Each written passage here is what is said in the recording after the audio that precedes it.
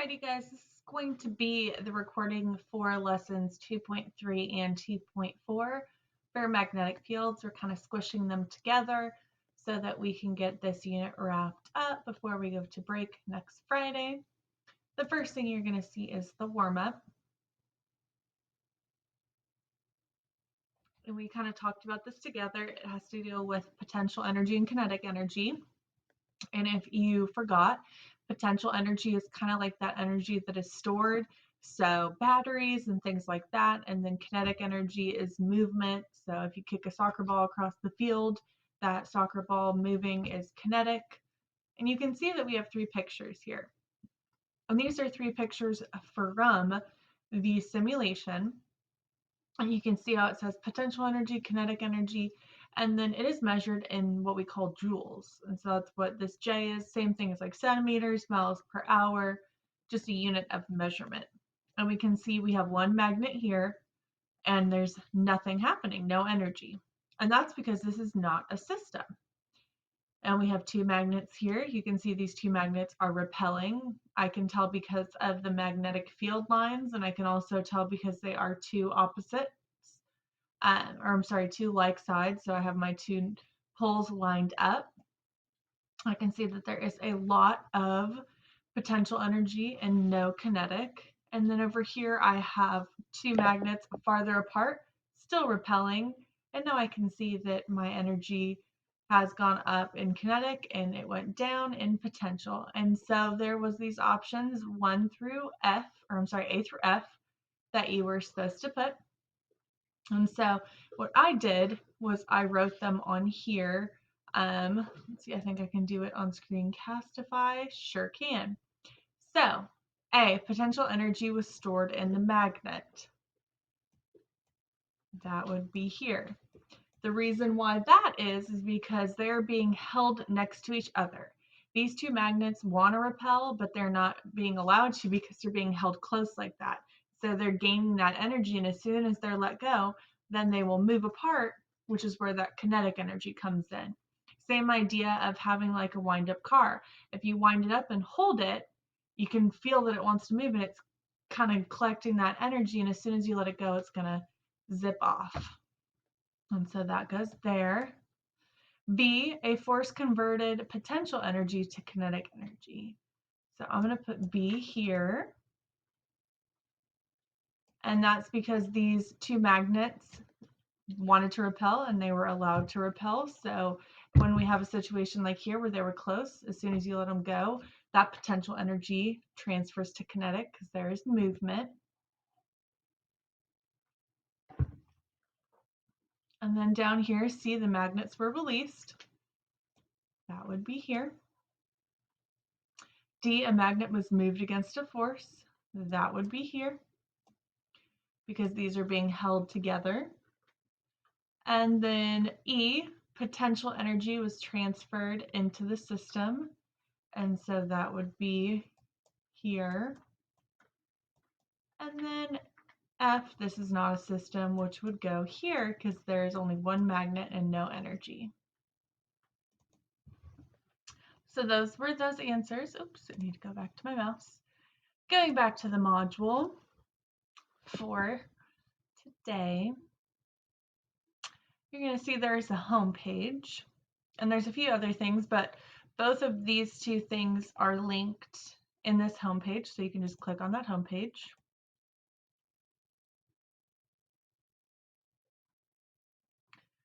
And so what you're going to see is the warm-up we already did, and here is going to be the notebook pages. What I decided to do is, since we are not doing much more instruction, I'm going to break up the notebook pages and just turn it into an assignment. So when you click here, you can see it's just the pages for 2.3 and 2.4. And so those pages will pop up and you can click the link and it will make you your own copy. And then as soon as you are done with them, then you can turn them in on Canvas.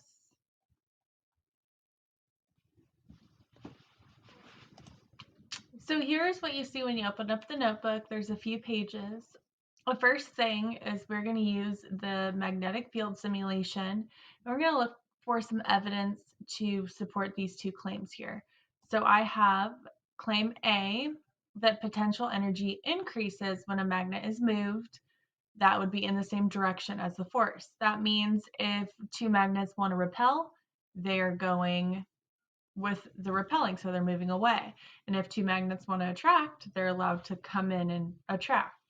And then claim B is the opposite. So potential energy increases when a magnet is moved against the force. That means if two magnets want to attract, they're being moved away. And so we are going to go through and do some tests here. And I'll show you here in a second.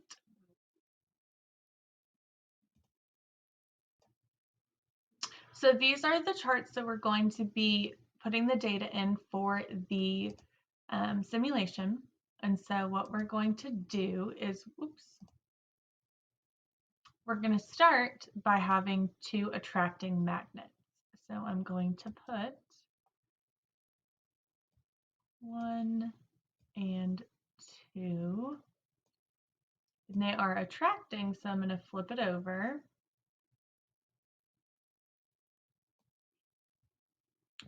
And we have to do the initial potential energy. So that means this number up here. So 7,084. And you round up that decimal. So 7,084. And then now we are going to have them move with the magnetic force, which means toward each other. I'm going to close that window out. So I am going to move them towards each other, and you can see when I move it towards, that potential energy goes down. So now, and I can even move it a little bit closer, 4,595. So 4,900 and what did I say? 595.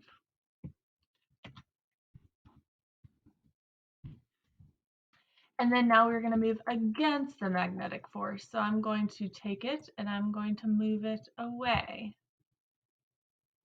And when I move it away, I get 7,161.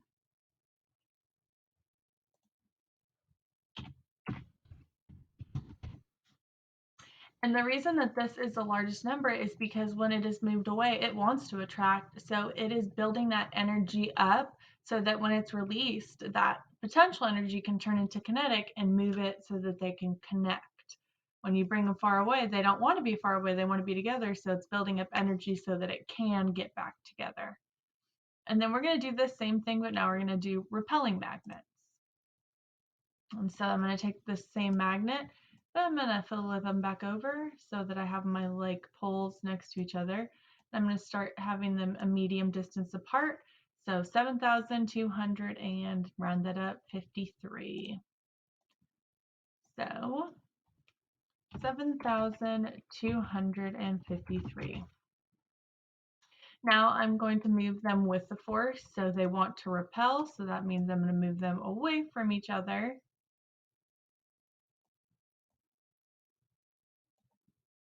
So 7,176. So 7,176. Now I'm going to move them again. So I'm going to pull them together even though they want to repel. We can see 9,741.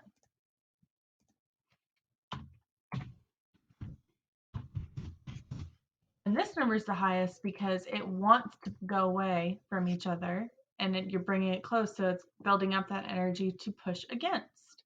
So we can see that in both columns, the potential energy is the greatest when it's going against the force.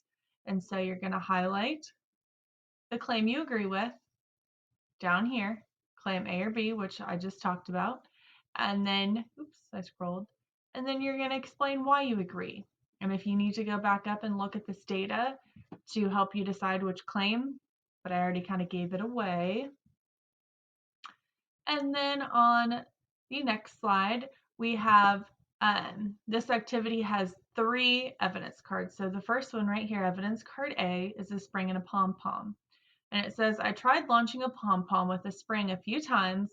The pom-pom didn't launch until after I pushed down on the spring, placed the pom-pom on it, and then let it go. And so we know that that spring has potential energy when you squish it. And as soon as you let it go, that potential energy will then turn into kinetic and launch that pom-pom. So you're going to explain that right here. And then the next one, we have magnet and iron, and we know that magnets and iron are attracted. And so this is a sim example where they have the potential energy here, and then we have the magnet and iron. So the first one is a magnet and the iron rod were placed, and you can see they're right here, and it was 948 joules. And as soon as the iron was moved away from the magnet, that potential energy increased to 1003 joules. And the reason is because these two want to attract, that potential energy is greater because it wants to bring them together. And so you can explain that here. And then right here, evidence card C, we have rubber band and a pom-pom. So it says, I tried launching a pom-pom with a rubber band a few times. The pom-pom didn't launch from the rubber band until after I stretched the rubber band and let go. So if you have a rubber band, there's no energy, but as soon as you stretch it, it wants to go back to its normal state. So it's got that built up energy. And as soon as you release, that potential energy will turn into kinetic, very similar to the spring. And so you're going to answer that here. And then down here, you can see that there were 3 pieces of evidence that we just looked at, and it's the same 2 claims. So we talked about our potential energy going with the movement and going against. So you're going to highlight which one you're still going with. And then we'll move on to the last slide.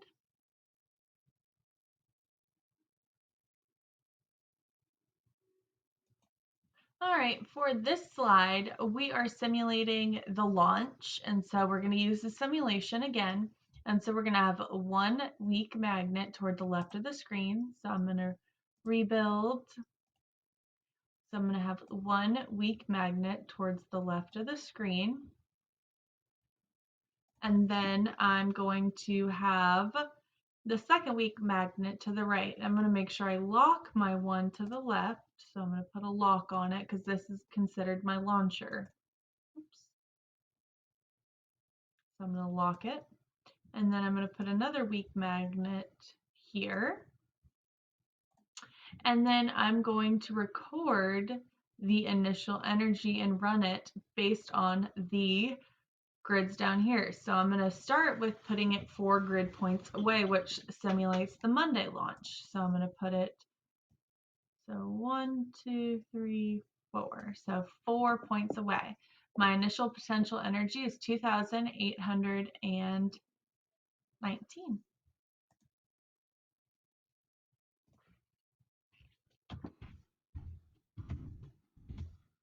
And then I'm going to launch it.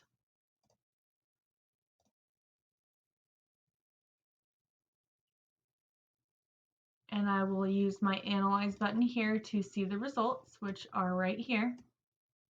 I can see my potential energy is 2,581. My kinetic is 238, so 2,581.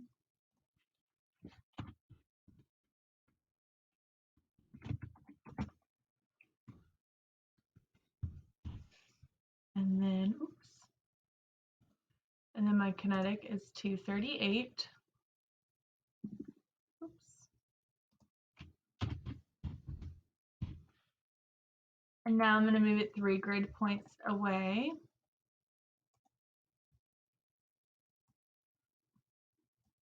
Initial is 3,021. We'll round up. 3,021. And then we're going to launch it.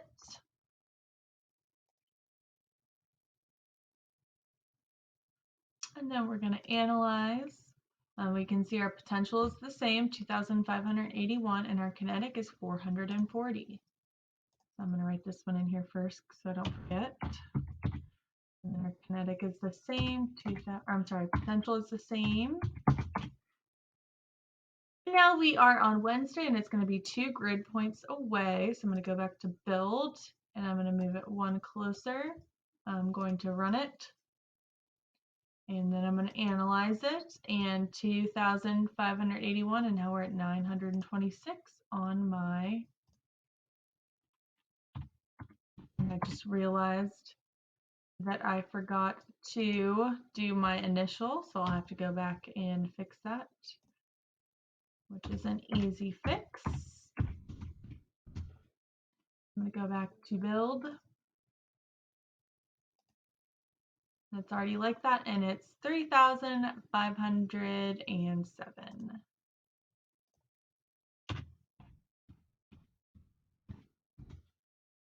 Here we go. And so those are those numbers, and you're going to use this data to fill in the last slide, which has some questions based on that data. So the changes in energy and which one had the most evidence to support that there's more energy in Wednesday than Tuesday, and all of those things. After you finish that page, you're going to want to turn in the notebook, and then on our homepage for this day, you're going to see there's that exit ticket. So let me get that back loaded here.